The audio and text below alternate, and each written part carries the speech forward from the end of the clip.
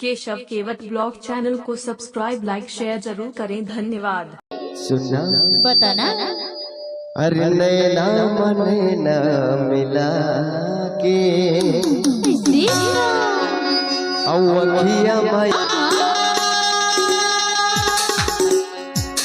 वो क्या है जो आप कर रहे हो, क्या है?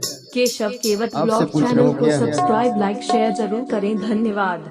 दरिया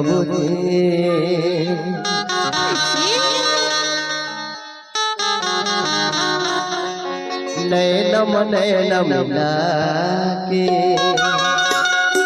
अखिया मयखिया लड़ा के डोगरी माया बे सोनमो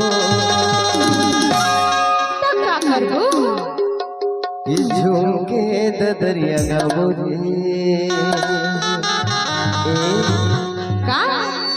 नैनम नैना लड़ा के अखिया मिला के नैनम नैना लड़ा के अखिया मिला के डोंगरी वो डोंगरी आय हाय डोंगरी माया बे सोनमो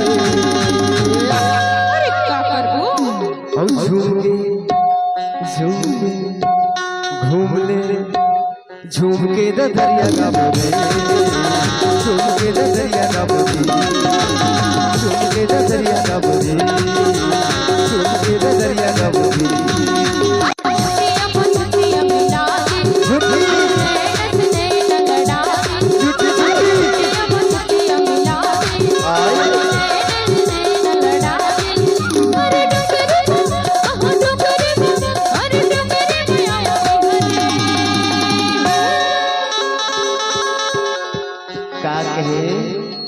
अरे झुमके दरिया गाबोरे झुमके दरिया गाबोगा झुमके दरिया गाबोरे झुमके दरिया गाबोगा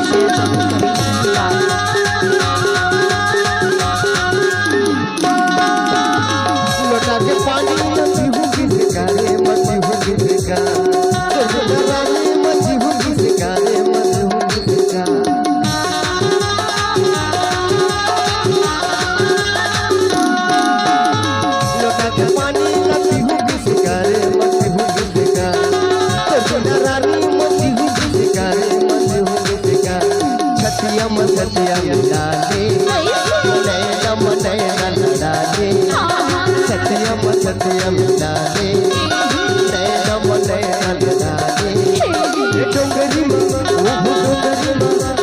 डोगरी माया बे सोनमो केशव केवट ब्लॉग चैनल को सब्सक्राइब, लाइक, शेयर जरूर करें। धन्यवाद।